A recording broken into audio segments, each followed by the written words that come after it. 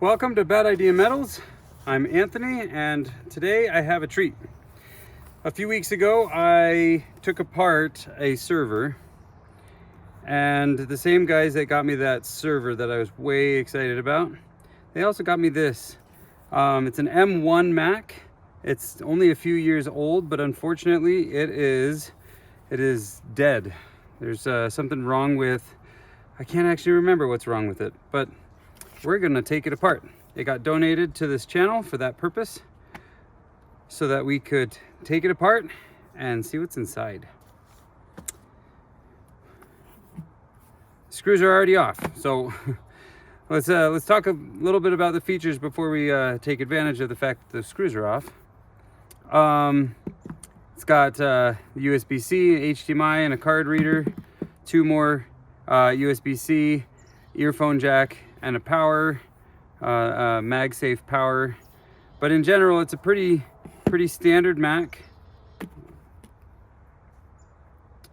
It looks like it has some water damage, probably because of how I've been storing it for the last few weeks. But regardless, nice thin screen. It does have some damage on it, so the screen itself is actually damaged. But yeah, pretty nice. But today we're gonna look inside. So now that we've got the lid off, let me show you a few things that I noticed first. One, the batteries, they aren't bulging. They're a nice, really kind of a sleek design. I like that. But the battery is the battery. I mean, it's what it is. Right here, I got 3 chips of DDR5. There may be some more on the other side of the board. But these M1 Macs, the CPU has its cache and any GPU memory necessary for it right on its chipset. So these chips of RAM right.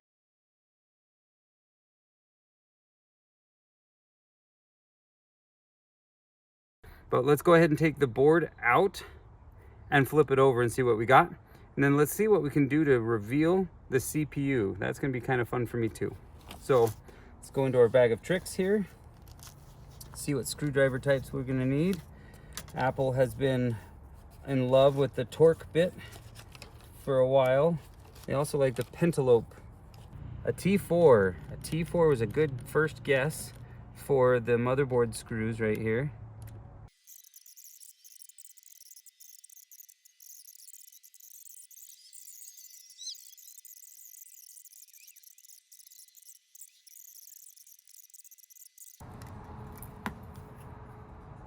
Oh, sweet. Okay, well, let's get this out. Oh, that isn't a magnet. It might be a little bit magnetic, because this, I think, is a little bit magnetic. It's a screw, and it looks to be a T4. Let's go ahead and pull that. That's kind of a fun little screw with a huge head. It almost looks like a magnet. Well, not almost. It did look like a magnet to me. All right, so here's our motherboard. Here's more DDR5 style RAM. I'm not exactly sure where and what any of this is, but there's 2 chips here on each side, and then there's 1 chip here and 1 chip there. So I want to see what's under here eventually. That will release our heatsink, and we'll get to see the CPU. But yeah, that's pretty nice.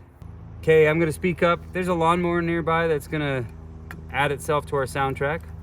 But an airplane overhead. Man, it's been a little bit since I've recorded outside, but all of a sudden there's a lot of things that wanna be in the video today. Okay. And I hear ducks flying overhead. You can hear their wings like squeaking almost.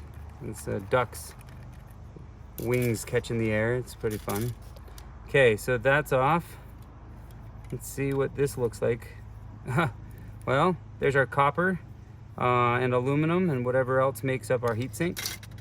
I didn't bring out my towels. Give me a second. Let me grab something to clean this off. Okay, let's get some of this thermal paste off. Let's not let it drop down inside of our computer yet. Oh. Well. Doesn't say a whole lot about itself other than it's got the Apple logo right there. And it looks like I can pry this up. Shall we do it? Let's set this off to the side for a second. The motherboard can take center stage. Let's get some of this tape off of here. It's covering up all the delicate MLCCs and other surface mount capacitors. Transistors, resistors, I don't know, all of the stuff. Okay.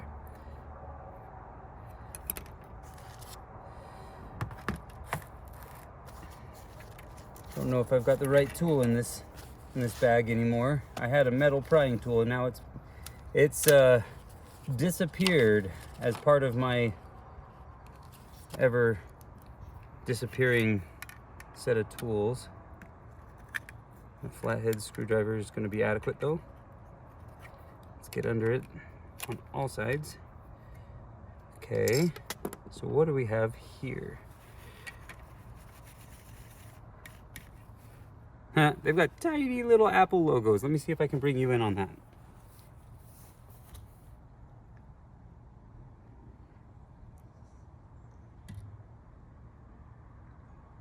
I hope you guys can see that.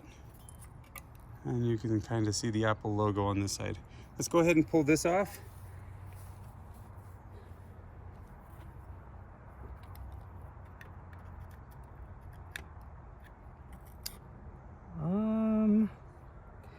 To be honest, I think I'm gonna need heat to take this off. I don't know if I can just get in there. Well, before we destroy this further anyway, because we will destroy it, let's admire some of the things we see. Okay, so there's all these gold pads. It's mostly just flashing, nothing high value. These ribbons, there's more of these ribbons, some that I've ripped and torn free. Others are, well, just the sockets, I guess. I'm curious what's underneath this. Let's do that first and see, because that's definitely going to be easier than finishing up the CPU. Got to see what I'm doing. There we go.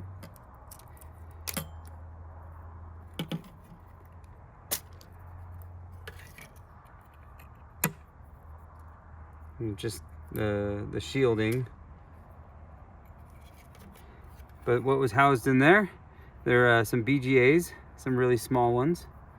There's another set on this side of something. It's the connector, but I don't think this is going to be all that exciting. There might be some gold plating where the pins connect to the board, but I'm not seeing anything exciting on this side. Okay, well, there's really only one thing left to do short of depopulating this entire board, which I will eventually do. Oh, hey, there's a TI chipset right here. I wonder if systems like these need a math coprocessor or if the GPU is completely taken over on that. And knowing that the GPU is now part of the CPU, to help localize it, lower the amount of power that these systems use. This is an ARM chipset developed, well, I actually was doing research on the ARM chipset recently, and I was kind of impressed that ARM was actually co-developed. Apple was involved with the development of ARM.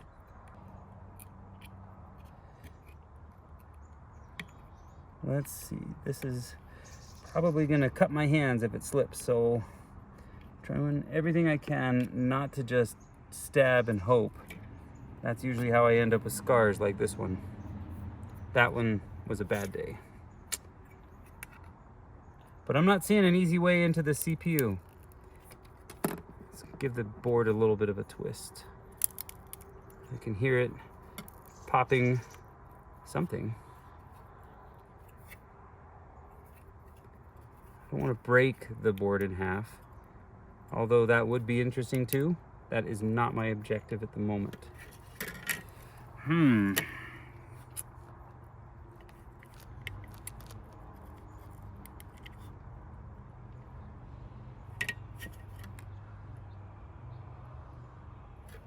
I really want to get underneath this. This is a BGA and this is a BGA, or at least it looks like one. It could easily just be that these are the caps over dies, which then have their own framework of material here. But I'm not sure how to get into that without breaking it, like straight out breaking it. So heat is always an option, but I'm not gonna heat it up right now. I'm just gonna break it, which makes me a little sad, but not sad enough not to do it. So let's go. Let's go ahead and crack into this.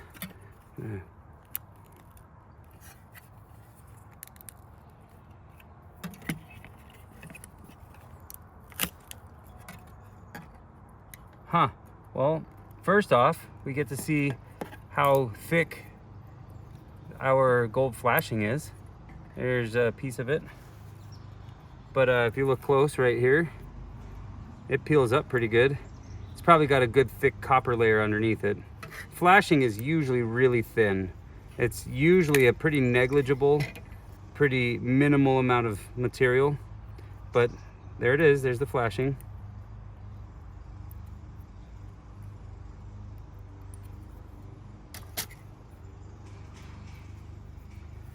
You know what I really need are pliers. Hold on. All right. So let's go ahead. And I really wish this wasn't the option, but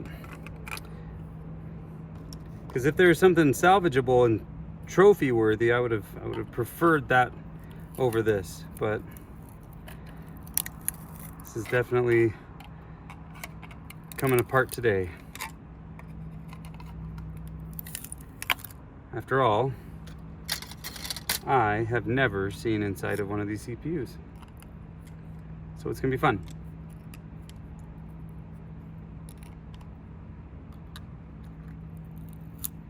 Man, all this is doing is falling apart on the perimeter and all around the outside of it. This is holding together really well.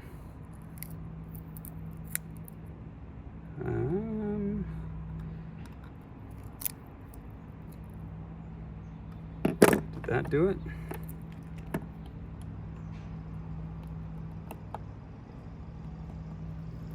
Yep, that did it.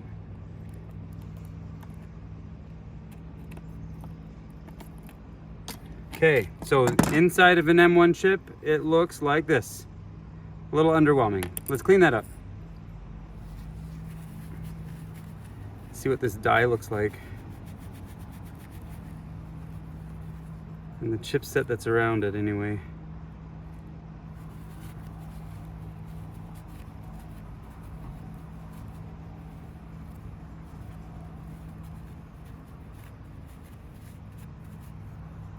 It's messy with this black thermal paste of whatever this is. It's probably a, I don't know, I can't even begin to guess. I haven't seen a black thermal paste like this. And all the surface mount stuff is just tearing up my towels. But there's our CPU and our GPU. Doesn't look like what the Apple schematic explosion view looks like. Not surprising. Nothing ever does. But you can see, or at least I can see, down inside here that it is just soldered onto the board. So it's a BGA. which makes total sense. You can see that it's got these 90-degree, they're almost like an epoxy. Looks like I can peel this one up. So they've got this epoxy type rubber layer, which they love to put around all of their BGAs, RAM that's soldered on the board and stuff like that. So in general, the CPU has it too. So the next one of these I get, I'm going to use heat and undo the BGA. But cross section of the board, it's not really much here. I wonder if I can take this plate off the back without much difficulty.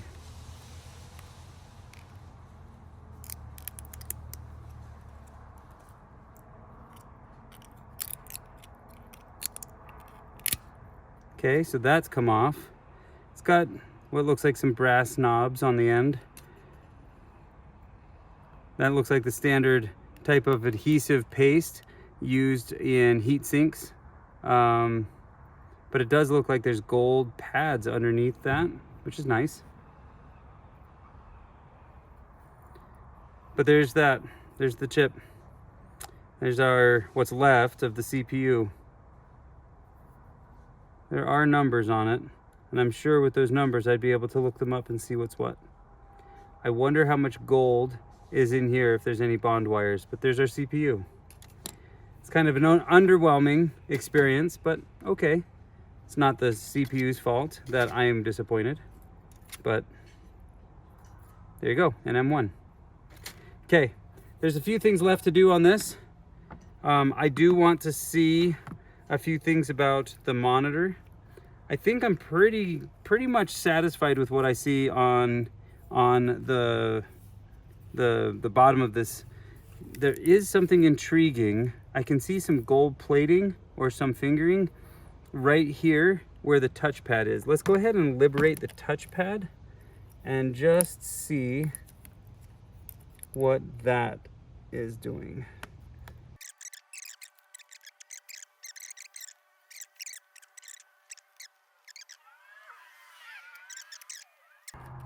I'm hoping that has been adequate as it is. Perfect. Okay, so here's our touch screen. I almost said touch screen. Yeah, Apple, if there's something that you can do, touchscreens would be fun. But looks like what I was seeing is the other side of this ribbon. So if I pull that out, you can see the gold. Not a whole lot. Probably not even a nickel's worth, but it's gold. And then here we have our haptic sensor. So as you're pressing on it and it does that haptic feedback, so you can feel the touchpad rumble. There's a few more little pieces here where the left and right click probably activate. And there's gold inside those little ribbons, some surface mount stuff. Not too exciting, but that is technically an electric motor with copper. So if you're after the copper, there's a trace amount in here.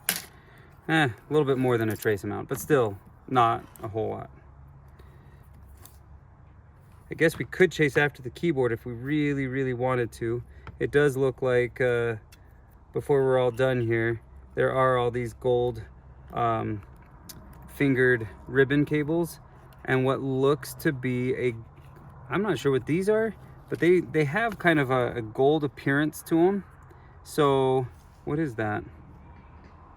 One of them looks to be potentially our USB-C, but what is this on the other side? Nothing. It seems to go to where the speaker is. So I don't know all of what I'm looking at here, but if you know what things like these guys do, great. Please let us know. As for the keyboard, as for the monitor, there isn't an easy way to get into it. So for me, I'm looking at just, CPU is a good example of just applying a bit of brute force and see what pops out.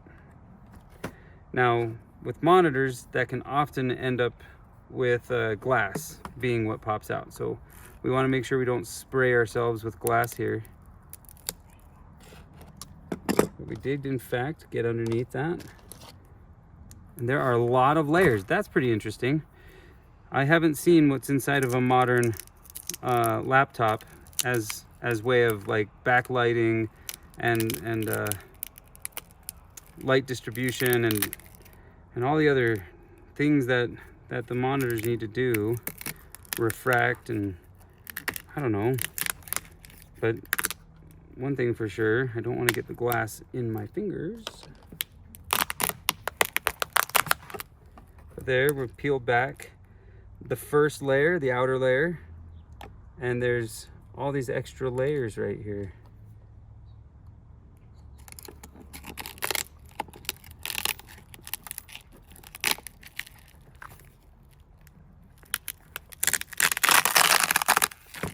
Interesting.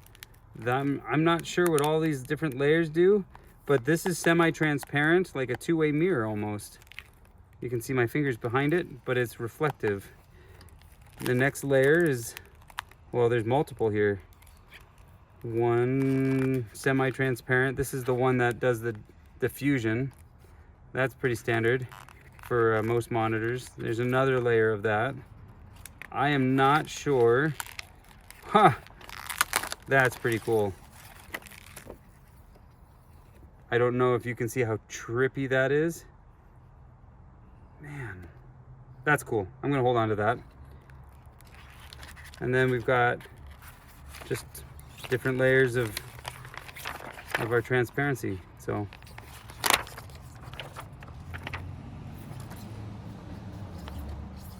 some of these layers may polarize or depolarize. Yeah, so you can kind of see that this is a set of layers that either polarize or depolarize. You can't see my hand very well, but then all of a sudden you can, or at least that's what it was doing for me a second ago. So that's pretty interesting. But here's what got me really excited a second ago. I gotta be careful, there's glass all over my hands now. This, I believe, is an LED board.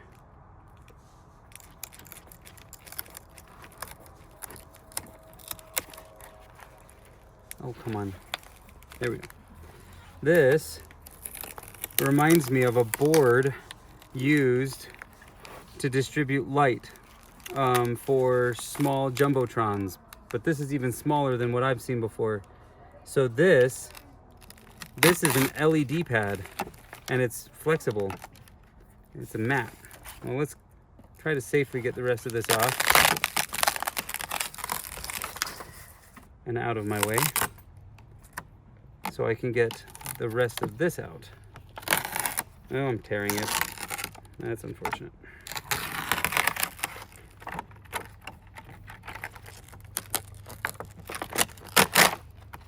Okay. The electronics came through a ribbon. I have no doubt of that. That would have gone through the base of the monitor there. But this, let me see if I can get you closer. This is the backlight. It's kind of hard to tell what you're seeing with the lighting the way it is, but each one of these is a micro LED. I don't know what the industry calls it, but these are little mats. These are photo illuminating pads. So I might be wrong, but I have seen things like this before as a light source. So correct me where I am wrong for sure, but that's what I believe this is. And the last thing to really show off in this mess of glass now is the camera. They have their little camera hiding right here. And there's always a very small amount of gold in the camera itself. Let's see if I can get it liberated. It's probably not going to be too hard. I don't see a single screw. But this ribbon right here is your eyesight ribbon. It's what eyesight cameras, well, they call them eyesight for the longest time. But these ribbons right here or how the camera is going to interact with the motherboard. And I am not seeing a very easy way of liberating it without, again, a little bit of brute force. So let's try to get this free by bending. Let's get that glass out of the way first. But we're gonna just bend the case here. See if we can get a little bit of an air gap underneath that. Grab the tool that I think will give us the best success. That one did not.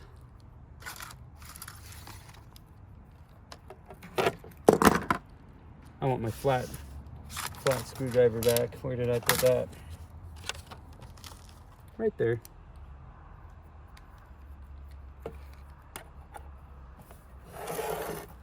Let's turn this. I've been trying to do this so you guys could see what's going on, but it makes it hard for me to see what's going on. Okay, we got the camera off, or at least the camera front. Okay, I'm gonna have to bring you guys in hand to show you this, but I can even see the gold from where I am. So let me get you guys off the tripod. We're gonna take a look at this together.